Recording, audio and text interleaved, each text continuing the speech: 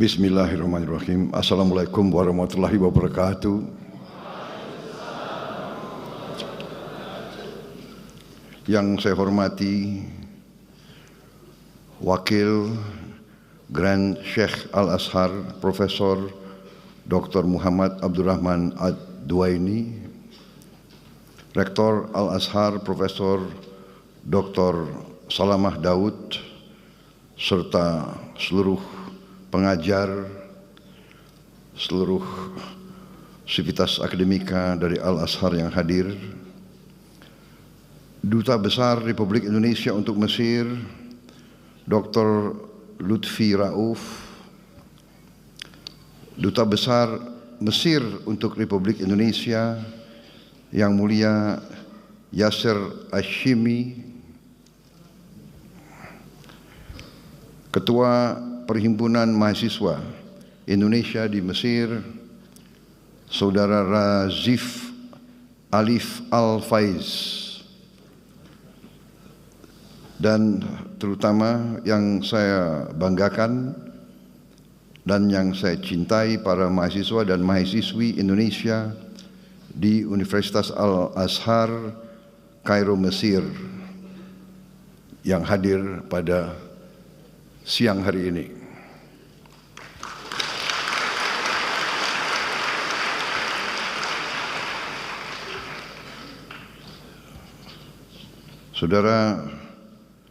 Saudara sekalian, sungguh berbahagia saya dapat berjumpa dengan para mahasiswa dan mahasiswi yang sekarang sedang menuntut ilmu di Universitas Al-Azhar ini, suatu universitas yang sangat bersejarah, sangat terkenal. Saudara-saudara, sudah ribuan alumni Al-Azhar dari Indonesia, sudah banyak ulama dan pemimpin Islam di Indonesia pernah belajar di sini.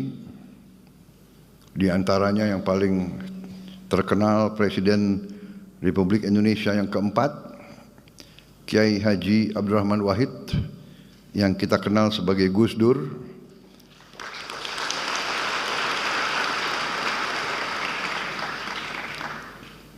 Menteri Agama Republik Indonesia pada Kabinet Pembangunan ke-7, Profesor Dr. Quraish Shihab,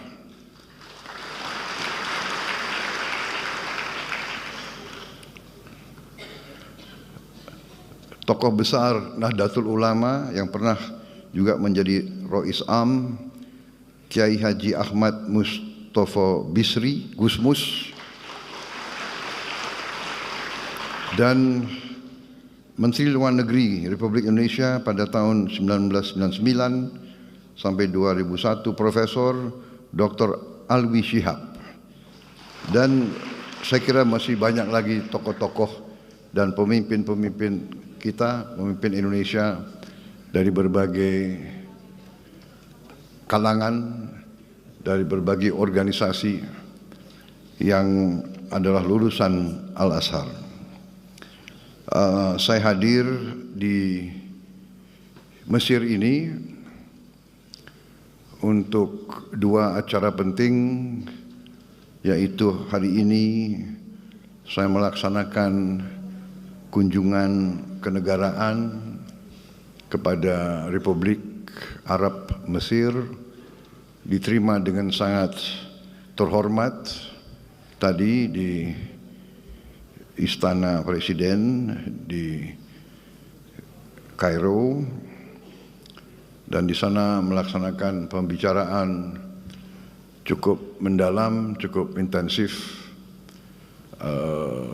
Saya dengan Presiden Al-Sisi, kemudian dengan menteri-menteri beliau dan delegasi saya. Kita telah menyepakati beberapa hal-hal penting yang intinya adalah kita ingin meningkatkan dan mempererat hubungan antara Indonesia dan Mesir yang pernah sangat dekat dulu, karena Mesir memiliki tempat yang khusus di hati kita, tempat bersejarah, yaitu Mesir merupakan negara yang pertama mengakui kemerdekaan Republik Indonesia.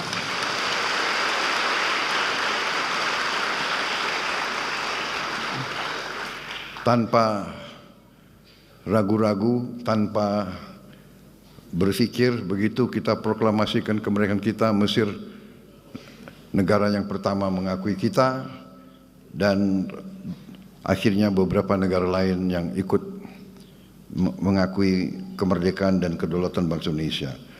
Kemudian dalam perjalanan,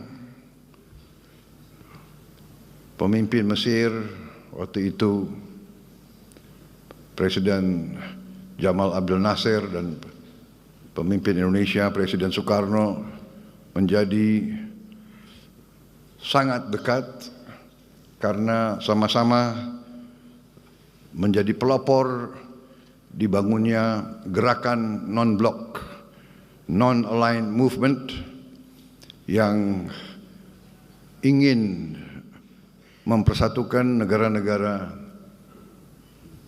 berkembang, tidak mau ikut blok manapun, tidak mau ikut blok barat, tidak mau ikut blok timur, berada di tengah, menghormati semua negara, semua bangsa, semua ras.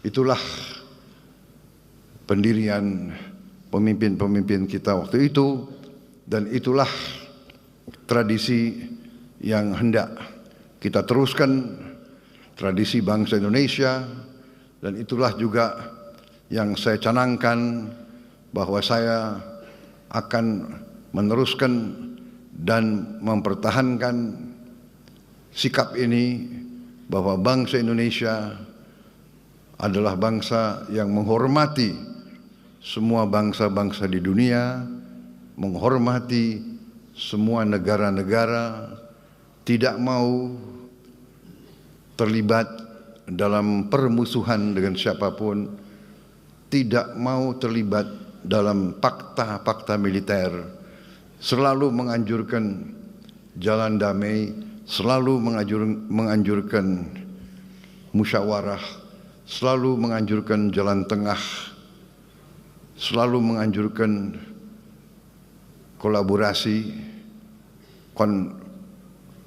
kerjasama, bukan konflik.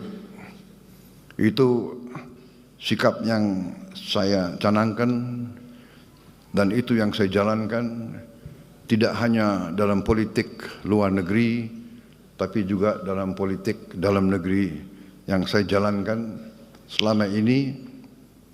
Saya menyampaikan bahwa di abad ke-21 ini dunia semakin kecil, teknologi semakin canggih. Teknologi sekarang begitu canggih, dapat memberi banyak kemudahan kepada manusia, tapi pada saat yang sama teknologi dapat juga dengan mudah menghancurkan manusia. Ini yang kita lihat sekarang. Saudara-saudara sekalian, para mahasiswa-mahasiswi, tentunya selalu saya menyampaikan hal ini karena saudara-saudara adalah bagian dari masa depan bangsa Indonesia.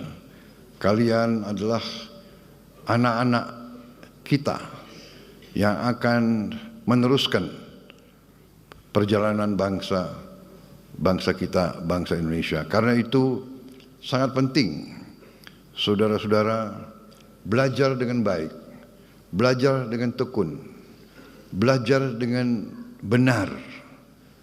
Dan saya berterima kasih, saya bersyukur saudara-saudara memilih belajar di Universitas Al-Azhar, universitas yang sangat bersejarah, universitas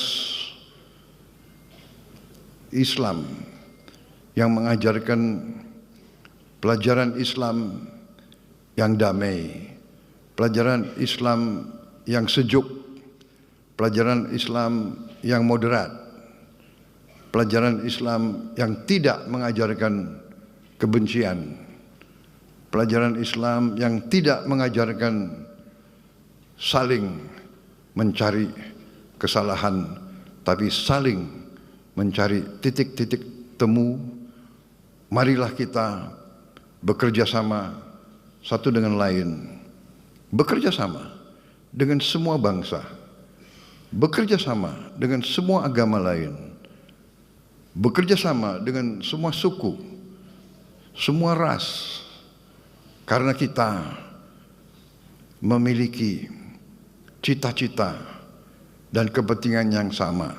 Kita ingin mencari hidup yang baik di dunia ini. Hidup yang baik di dunia ini artinya hidup yang lepas dari ketakutan, lepas dari ancaman. Kita harus menjaga kondisi keadaan perdamaian, karena yang paling utama kita harus menjaga keamanan dan keselamatan seluruh umat, keselamatan kita sendiri, keselamatan keluarga kita, keselamatan masyarakat kita.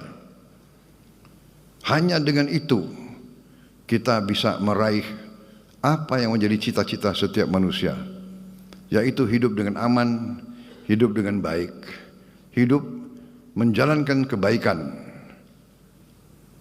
menurut ajaran agama kita masing-masing. Ini sangat penting, saudara-saudara. Saudara sebagai anak-anak muda, harapan kita semua, kalau Al-Azhar pernah melahirkan seorang presiden, siapa tahu di antara yang duduk di depan saya suatu saat bisa juga menjadi Presiden Republik Indonesia yang akan datang. Tapi belajarlah dari contoh pemimpin-pemimpin itu. Gus Dur, saya kenal dekat Gus Dur. Gus Dur pemimpin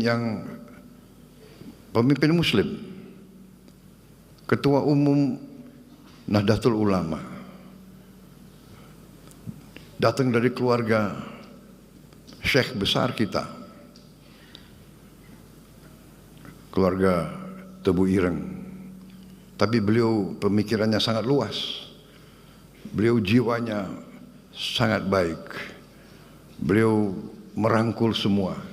Beliau menjadi tokoh, saya kira tokoh Muslim yang sangat terkenal sebagai tokoh inklusivisme, tokoh yang melindungi semua minoritas. Beliau pemimpin Muslim yang sangat dicintai oleh minoritas-minoritas lain. Saya ingat salah satu langkah-langkah beliau waktu ada ancaman terorisme, ada gereja-gereja yang mau dibom. Beliau memerintahkan anak buah beliau dari Ansor, dari Banser untuk menjaga semua gereja, menjaga semua vihara, menjaga semua pura, menjaga semua kuil. Ini sesuatu yang membesarkan hati, ini yang membanggakan kita. Mungkin jarang di dunia ada pemuda-pemudi Muslim pada saat hari Natal, pada saat tahun baru, pada hari-hari besar minoritas berdiri di depan tempat ibadahnya agama lain, menjaga supaya umat agama lain beribadah dengan tenang di tempatnya mereka muslim-muslim, pemuda muslim yang menjaga di luar. Ini leadershipnya Gus Dur. Ini contoh yang luar biasa, dan itu pun pernah saya tiru sewaktu memang Gus Dur sudah tidak ada. Saya memimpin partai saya waktu itu, ada lagi ancaman-ancaman bom kepada gereja. Saya juga perintahkan pemuda-pemuda pengikut saya di Partai Gerindra untuk menjaga di kota masing-masing semua tempat ibadah agama lain. Kita yang jaga, mereka yang beribadah. Ini contoh, dan itulah kenapa Gus Dur ini sangat dihormati. Walaupun beliau menjabatnya sebentar, tapi beliau masih sampai sekarang dihormati, dan beliau akhirnya sekarang diusulkan menjadi pahlawan nasional bangsa Indonesia. Saudara-saudara sekalian, ini saya kira salah satu contoh alumni Al-Azhar yang sempat menjadi pemimpin tingkat nasional di Indonesia, akhirnya menjadi presiden di Indonesia dan memberi kepemimpinan, kenegarawanan, leadership yang patut dicontoh dan dan akhirnya juga dihormati oleh bangsa-bangsa lain. Saya kebetulan kenal beliau baik, dan alhamdulillah leadership yang beliau sampaikan menjadi pelajaran bagi kita sekalian. Saudara-saudara sekalian, selain kunjungan kenegaraan ke Mesir, besok kita akan lakukan pertemuan KTT, konferensi tingkat tinggi antara 8 negara yang disebut D8. D8 ini adalah the Developing Aid for Economic Cooperation. Didirikan tahun 97 untuk meneruskan kerjasama ekonomi dan pembangunan antara 8 negara berkembang, yaitu Bangladesh, Mesir, Indonesia, Iran, Malaysia, Nigeria, Turki, dan Pakistan. Ini kebetulan 8 negara Muslim yang jumlah penduduknya besar. Jumlah penduduknya mungkin semua negara ini jumlah penduduknya di atas 100 juta. Jadi saudara-saudara, D8 ini dibentuk untuk melakukan kerjasama ekonomi. Saudara-saudara, kalau D8 ini bergabung, ini pasar ini lebih dari 1 miliar. 1 miliar manusia. Nah, ini tentunya kita harus mengakui kita belum begitu puas. Masih banyak yang harus ditingkatkan. Banyak yang harus kita cari bentuk-bentuk kerjasama. Dan untuk itulah besok kita akan bertemu lagi. Dan besok sesudah itu tahun depan ketua D8 beralih ke Republik Indonesia. Jadi mudah-mudahan kita bisa berbuat yang baik. Saudara-saudara sekalian, kita lihat keadaan dunia, keadaan kawasan saat ini penuh dengan ketegangan, penuh dengan konflik, penuh dengan bisa kita katakan peperangan. Kita prihatin apa yang terjadi di kawasan ini terhadap saudara-saudara kita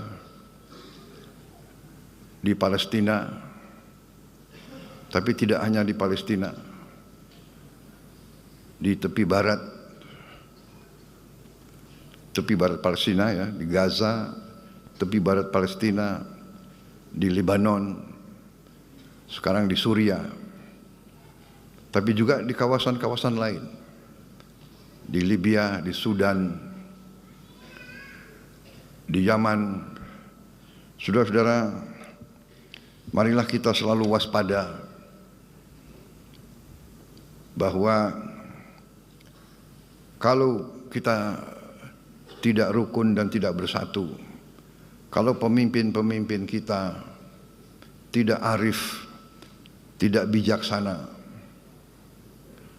ujungnya adalah yang terjadi adalah perpecahan.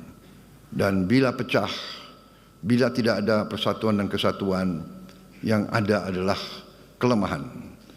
Dan kalau lemah, tidak dapat melindungi dan menjaga keselamatan rakyatnya. Saya kira ini pelajaran yang sangat penting bagi kita. Saudara-saudara, para mahasiswa-mahasiswi, belajarlah dengan tekun, belajarlah dengan baik, jadilah wakil-wakil Indonesia dengan baik. Jangan memalukan kita. Belajar dengan baik. Saya bersyukur saya dapat laporan bahwa mahasiswa Indonesia termasuk mahasiswa asing yang paling sedikit bikin masalah di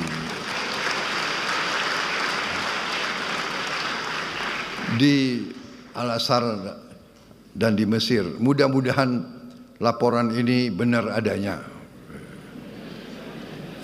Jangan hanya nggak enak sama Presiden Republik Indonesia disampaikan laporan-laporan yang bagus. Tapi tadi Presiden Al-Sisi juga mengatakan tiap kali lihat wajah orang Indonesia di Mesir, beliau selalu lihat wajah yang baik, wajah yang gembira.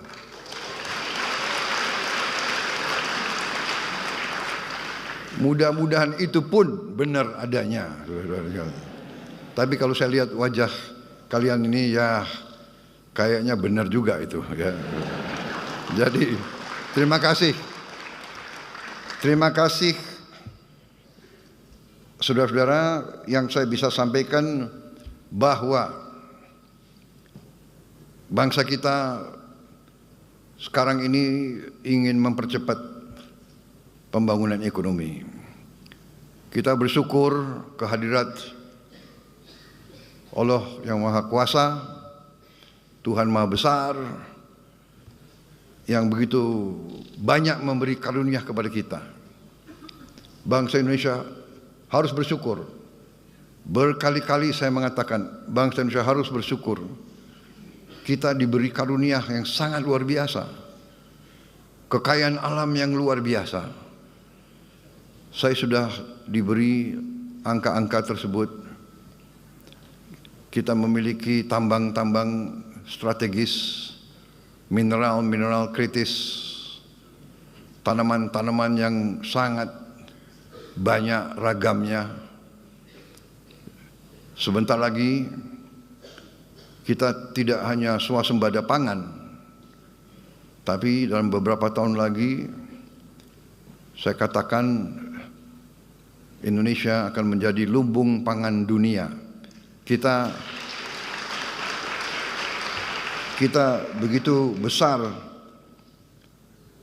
karunia yang diberikan oleh Yang Maha Kuasa. Lahan yang luas, yang subur, ketersediaan air yang cukup, juga 3/4 wilayah negara kita adalah dari laut. Kita memiliki cadangan ikan kedua terbesar di dunia. Kita memiliki panjang pantai ketiga terpanjang di dunia. Artinya kita bisa punya puluhan juta hektar tambak-tambak ikan, tambak udang, tambak lobster, tambak kepiting. Kita akan menjadi eksporter yang paling utama di bidang ikan dan protein untuk dunia, saudara-saudara sekalian. Saudara-saudara sekalian, semua karunia ini percuma kalau tidak bisa kita kelola dengan baik. Karena itu saya bertekad, mandat yang diberi kepada saya oleh rakyat Indonesia, saya dipilih oleh rakyat Indonesia, saya disumpah di hadapan rakyat dan di hadapan Yang Maha Kuasa. Saya disumpah untuk menjaga undang-undang dasar kita, menjalankan semua undang-undang. Karena itu saya bertanggung jawab untuk menjaga dan mengelola semua kekayaan kita untuk bisa dinikmati sebesar-besarnya oleh seluruh rakyat Indonesia. Bukan segelintir. Saudara-saudara sekalian, kita bangga GDP kita, produk domestik bruto kita tumbuh dengan pesat. Tumbuh dengan pesat di tengah ketidakpastian dunia. Tetapi kita menyadari bahwa pertumbuhan itu belum merata. Bahkan sebagian rakyat kita masih berada dalam keadaan yang memprihatinkan. Mereka masih bisa kita golongkan dalam keadaan yang miskin. Ini tekad saya, pemerintah saya. Kami ingin berjuang sekeras mungkin untuk menghilangkan kemiskinan dari bumi Indonesia.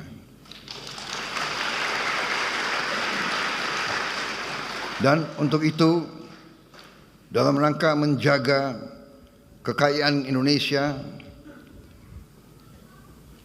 tidak salah kelola, tidak bocor, tidak dicuri, mau tidak mau kita harus bertekad untuk memberantas korupsi dari bumi Indonesia.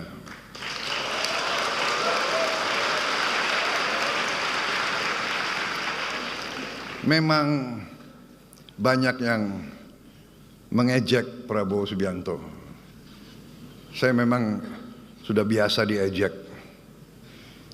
Dari dulu saya diejek. Dari dulu saya difitnah.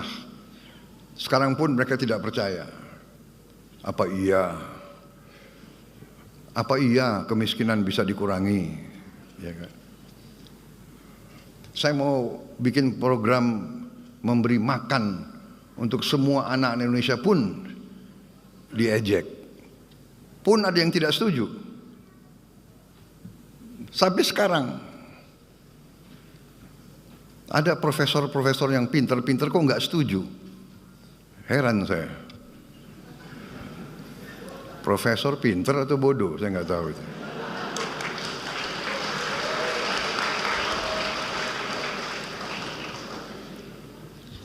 Mungkin pinter otaknya, tapi hatinya tidak bisa merasakan kalau anak-anak itu, kalau anak lapar ke sekolah itu bagaimana caranya, dia tidak bisa merasakan. Itu saudara-saudara, saya tidak ragu-ragu, nggak apa-apa saya diejek. Saya yakin saya berada di atas jalan yang benar.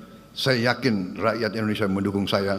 Saya akan teruskan program ini.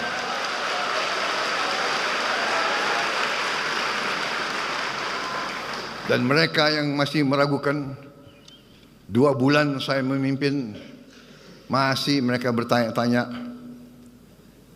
Saya sampaikan, sabar sedikit, saya baru menjabat 2 bulan.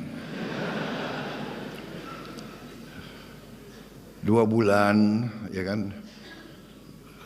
Anda sudah hitung berapa koruptor yang sudah ditangkap?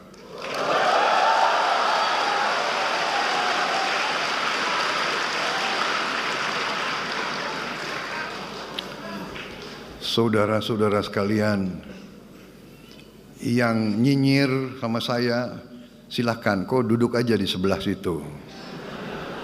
Ya. Ini belum apa-apa. Ini belum apa-apa. Nanti 6 bulan lagi, baru saudara boleh nilai pemerintah Prabowo Subianto.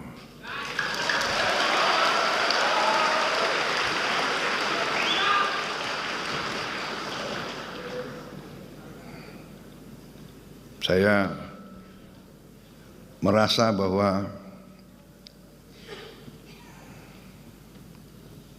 kalau sudah dipilih oleh rakyat, kalau sudah disumpah di hadapan Yang Maha Kuasa, tidak perlu ragu-ragu. Kita hanya setia kepada rakyat Indonesia dan kita hanya takut kepada Yang Maha Kuasa di atas itu.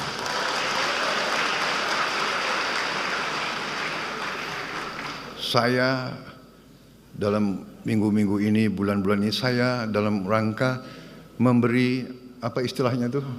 Memberi memberi kesempatan untuk tobat. Hai para koruptor atau yang merasa pernah mencuri dari rakyat, kalau kau kembalikan yang kau curi, ya mungkin kita maafkan. Tapi kembalikan dong. Nanti kita beri kesempatan. Cara mengembalikannya bisa diam-diam supaya nggak ketahuan. Mengembalikan loh ya. Tapi kembalikan. Kemudian, hai kalian-kalian yang sudah terima fasilitas dari bangsa negara, bayarlah kewajibanmu. Ya. Asal kau bayar kewajibanmu, taat kepada hukum, sudah kita menghadap masa depan. Kita tidak ungkit-ungkit yang dulu. Tapi kalau kau bandel terus, apa boleh buat? Kita akan menegakkan hukum. Dan bagi aparat-aparat harus milih setia kepada bangsa, negara dan rakyat atau setia kepada pihak lain. Kalau setia kepada bangsa, negara dan rakyat, ayo. Kalau tidak, percayalah, saya akan bersihkan aparat Republik Indonesia.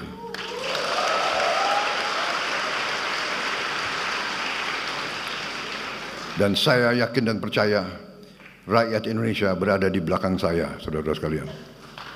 Saya kira itu yang saya ingin sampaikan. Anak-anakku, belajar yang baik, belajar yang tekun, buatlah yang terbaik untuk bangsa, rakyat, dan negaramu. Raih ilmu untuk bangsa, berbuat baik untuk rakyat. Itu pesan saya. Terima kasih atas kesempatan ini. Saya bisa tatap muka dengan saudara-saudara. Saya bisa bicara langsung kepada kalian. Tidak gampang sekolah di negara orang, jauh dari keluarga. Saya percaya saudara tabah, teguh, dan teguh, tegar menghadapi kesulitan-kesulitan. Selamat belajar, selamat berjuang, Duta Besar. atase pendidikan, pantaulah keadaan anak-anak kita yang punya kesulitan, ya. Saudara-saudara, nanti saya akan minta laporan dari Duta Besar, ya, kondisi mereka dan bagaimana kita bisa lebih membantu mereka di sini. Terima kasih. Wassalamualaikum warahmatullahi wabarakatuh. Terima kasih. Selamat belajar. Sampai jumpa kembali. Terima